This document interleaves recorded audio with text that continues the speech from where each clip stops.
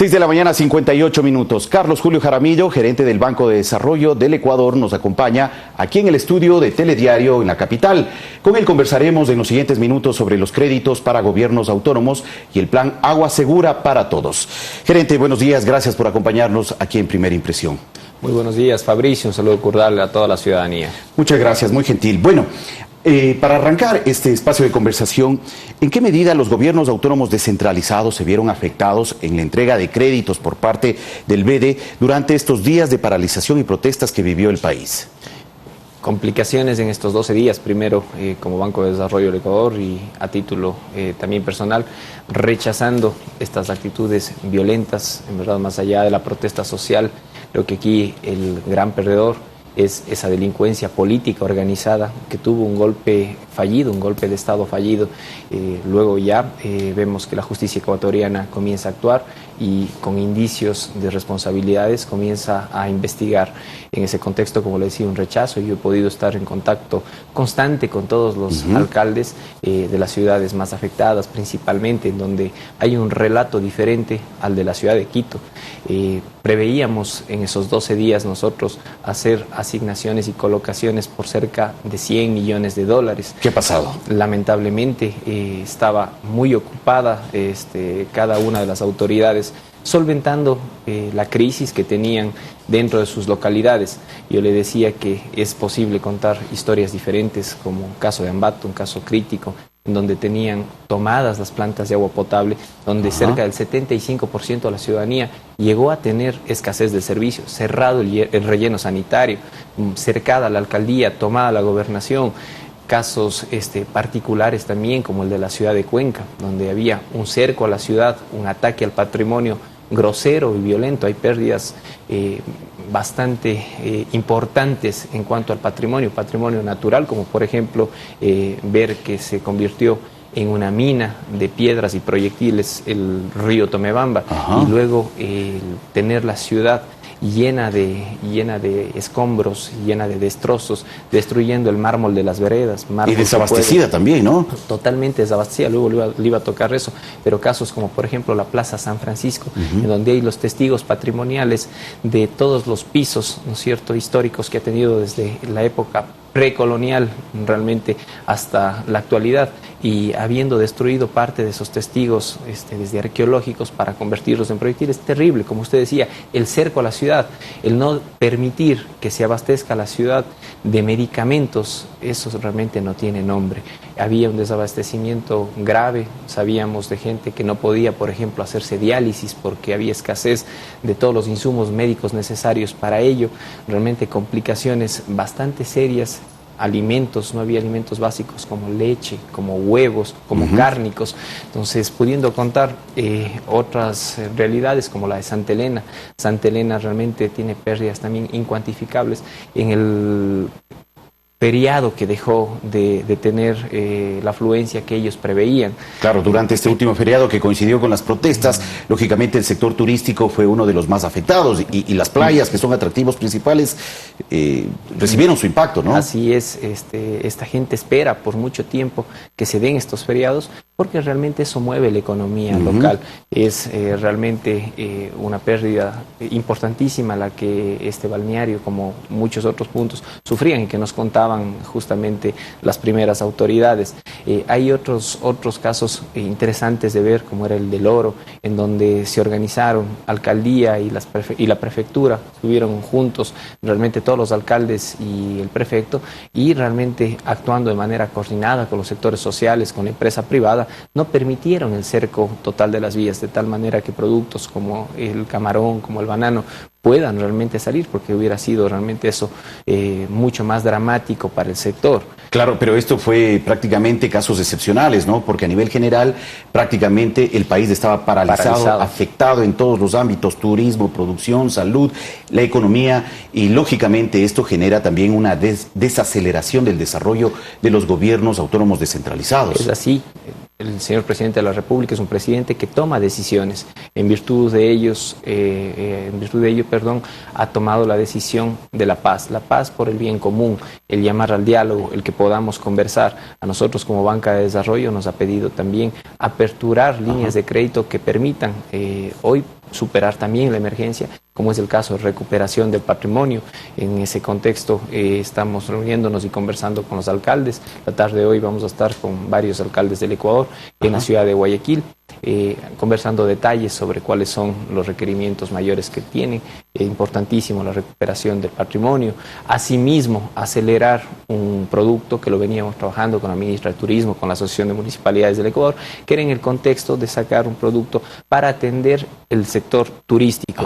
En ese sentido, cerca de 10 millones de dólares de carácter no reembolsables previstos asignarlos para esta línea de crédito y poder llegar a cerca de 100 municipios pequeños en donde puedan dinamizar su economía local a través del turismo. ¿Esos recursos ya se van a inyectar? ¿Estaban previstos entregarlos a fin de año, pero se va a adelantar la entrega? Así es, Fabricio, estaba previsto esto para fin de año, pero la disposición del señor presidente es hacerlo rápidamente. Como teníamos ya trabajado esto, lo estaríamos sacando ahora en este mes de octubre para que de esta manera también las municipalidades puedan acogerse a esto. En el fin del año tenemos todavía 2 meses y medio, ¿no es cierto? El Banco de Desarrollo del Ecuador prevé tener la ejecución total de su presupuesto. Ese presupuesto anual 2019 era de cerca de 767 millones de dólares en inversión. Entonces, hemos visto que cerca de 500 millones de dólares han sido otorgados hasta el mes anterior. Ahora, entre octubre, noviembre y diciembre, la previsión es mover cerca de 300 millones de dólares adicionales. Importantísima la misión Agua Segura para Todos. Claro. Esta ha sido una política del señor presidente de la República. Llegar con agua potable, llegar con saneamiento a las zonas más alejadas, a las zonas que históricamente no han sido atendidas y cerrar esa brecha urbano-rural en donde podemos ver que además no se han tenido atendidas necesidades básicas y que todavía realmente en muchos casos son insatisfechas.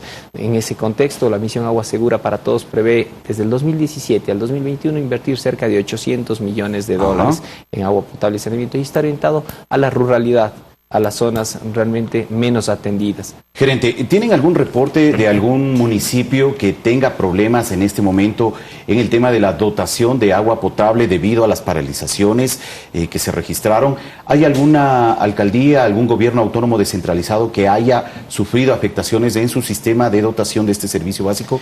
En el transcurso de la crisis, varios municipios tuvieron inconvenientes en la dotación de agua potable principalmente y en recolección de desechos sólidos en el ámbito del saneamiento.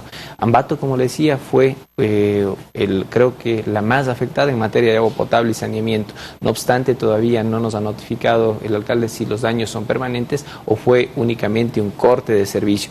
Pero, sin embargo, saber que entrar en una planta de agua potable son zonas restringidas, son zonas realmente donde tiene que existir una asepsia y tiene que ser impecable el lugar porque estamos realmente tratando agua potable y no podemos contaminar el sector con una afluencia, una concurrencia de gente que puede realmente terminar causando afecciones, además que hay estructuras delicadas que pueden ser deterioradas. Hoy en la tarde esperamos hablar justamente con él, por ejemplo, hubo amenazas en la ciudad de Cuenca, en donde ya llegaron a las inmediaciones de una de las plantas de agua potable importante.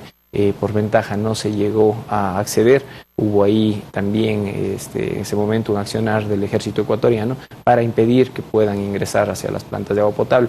Aquí mismo en la ciudad de Quito, si no recuerdo mal, sábado en la mañana, estuve reunido yo con el alcalde de la ciudad y ya había una amenaza de corte de agua masivo, en donde asimismo las Fuerzas Armadas pudieron actuar y evitar que eso ocurra. Afortunadamente así fue, gracias al apoyo también de Fuerzas Armadas, estos sectores estratégicos de las ciudades fueron cuidados y protegidos durante estos días de manifestaciones. Pero hay otro tema también que ha generado preocupación, por ejemplo, la destrucción de los bienes patrimoniales, los bienes públicos. En esta medida, el Banco de Desarrollo, el BEDE, puede aportar para poder superar esos problemas y esas afectaciones en estos ámbitos. Así es. Nosotros como Banco de Desarrollo hemos inmediatamente dispuesto que al interior recibamos las solicitudes de atención emergente por recuperar el patrimonio, que es de vital importancia. En Quito, por ejemplo, hay afectaciones muy graves, ¿no? Hay imágenes terribles, como en Cuenca por ejemplo, también. Sí, rompiendo la piedra andesita que puede tener algunos cientos de años, ¿no es cierto? Rompiendo el mármol de las veredas, desprendiendo como proyectiles elementos que están en las paredes de las casas patrimoniales. Realmente esto no tiene nombre, y de esa manera hemos dispuesto al equipo que atienda solicitudes para hacer una atención inmediata y emergente, para poder conservar y detener la destrucción del patrimonio, que cuando es agredido de esa manera, claro, lo que aceleramos es la destrucción del mismo, y así también abrirles una línea de crédito para que puedan hacer los estudios ya de lo que sería la intervención integral para la recuperación del patrimonio, y luego poder atenderles ya el resultado de lo que sea esa consultoría también. Entonces, dividiéndolo en 3 fases: la emergencia, el estudio de rehabilitación, restauración y la intervención integral. Usted mencionaba que durante estos días de paralización, 12, 11 días de paralización en el país, el BEDE finalmente no logró colocar al menos unos 100 millones de dólares en gobiernos autónomos descentralizados. ¿Hay ahora un objetivo que se quiera alcanzar luego de todos estos días de paralización en cuanto a créditos a colocar? Por supuesto, yo le decía que en estos últimos 2 meses y medio del año, el Banco de Desarrollo del Ecuador tiene que colocar cerca de 300 millones de dólares adicionales, porque es importante saber que estos dineros, primero, generan desarrollo a la ciudadanía, generan bienestar, obras tan importantes como agua potable, como saneamiento, como viabilidad, como riego en las zonas rurales, como educación superior, han sido realmente los más afectados. Pero en ese contexto, saber también que la construcción dinamiza toda la cadena de economía, donde sabemos que ahí el obrero, la mano de obra calificada, la mano de obra no calificada, el profesional, están vinculados, además del transporte. Vemos que el mismo transporte público, el transporte pesado, la ferretería, la señora que vende la comida, en verdad, mueve toda una cadena de economía, la construcción, y saber que esto es una afección para las arcas fiscales, pero también para cada uno de los ecuatorianos, que nos vemos beneficiados en ese reparto de la riqueza. Sería bueno también aclarar la entrega de estos créditos por parte del Banco de Desarrollo del Ecuador es estrictamente para los gobiernos autónomos descentralizados, ¿cierto? Para que ellos puedan ejecutar finalmente una serie de proyectos en beneficio de sus poblaciones, de sus ciudadanos. No hay otro tipo de créditos para otro tipo de sectores. El Banco de Desarrollo del Ecuador puede atender a gobiernos autónomos centralizados para todas estas obras de desarrollo urbano: agua potable, saneamiento, vialidad, ¿no es cierto?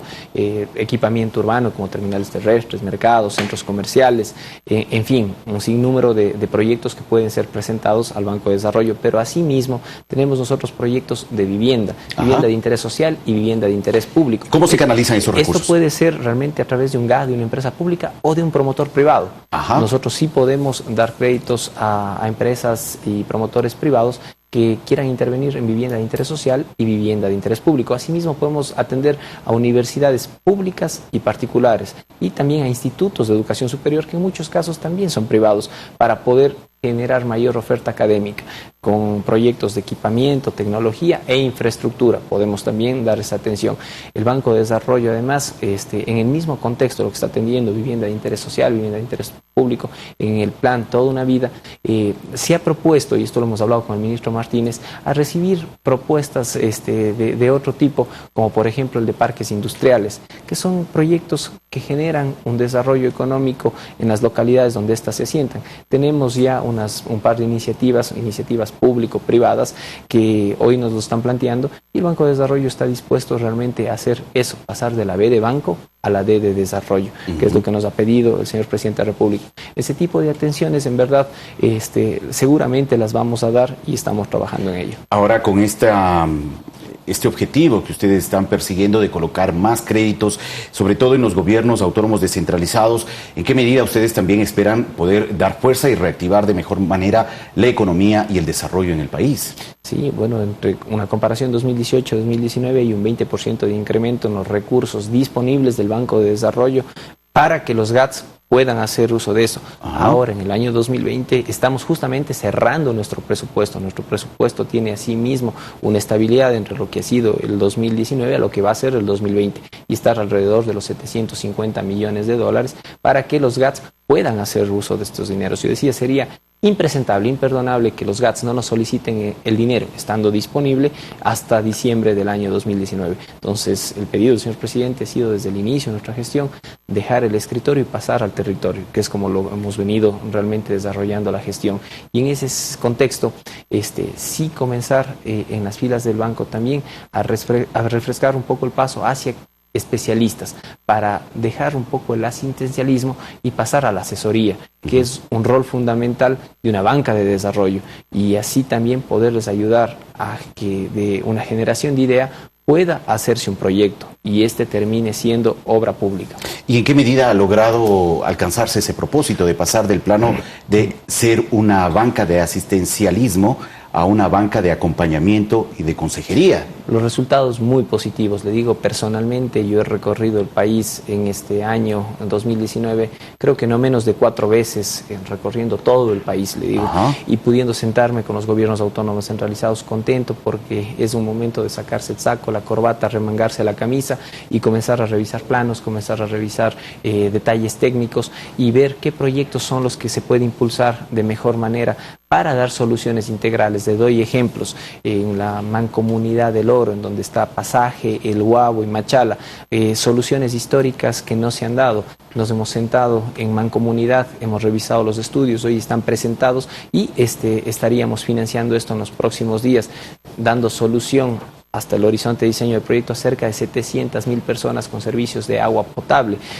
Por ejemplo, Manta tiene un problema complejo de aguas residuales. Claro. Nos hemos sentado con el señor alcalde, nos hemos sentado con su equipo, hemos revisado cuáles son las alternativas y de manera conjunta hemos orientado cuál es el plan emergente de atención para que tenga saneamiento la costa del Pacífico y los ríos que cruzan realmente la ciudad de Manta, y de esa manera poder también hacer atenciones. En ese contexto hemos venido trabajando en la Sierra Centro, por ejemplo, en proyectos de riego, sentándonos con el prefecto, insistiendo nosotros de que esos proyectos son importantes, que los pulamos, que hagamos las mejoras y puedan presentarse. Yo creo que el balance es muy positivo, hemos trabajado con las universidades, les hemos pedido también que nos reporten cuáles son sus mejores graduados en las áreas de especialidades que nos interesa al banco. Hemos logrado fichar varios de estos buenos elementos que tiene el país, y para el 2020 pensamos realmente reforzar nuestras filas. En buena hora. Muchas gracias, gerente, por la información. Muchísimas gracias también, Fabricio. Muchas gracias. Agradecemos a Carlos Julio Jaramillo, gerente general del Banco de Desarrollo del Ecuador, BEDE, por ofrecernos información relacionada a la entrega de líneas de crédito para los gobiernos, sobre todo para los gobiernos autónomos descentralizados, para que puedan superar los problemas que se han generado, sobre todo en estos inconvenientes que se han registrado por las protestas en estos últimos días a nivel nacional. Son las 7 de la mañana con 15 minutos, vamos a hacer una pausa, regresamos en breve con más de Primera Impresión. Sigan con nosotros.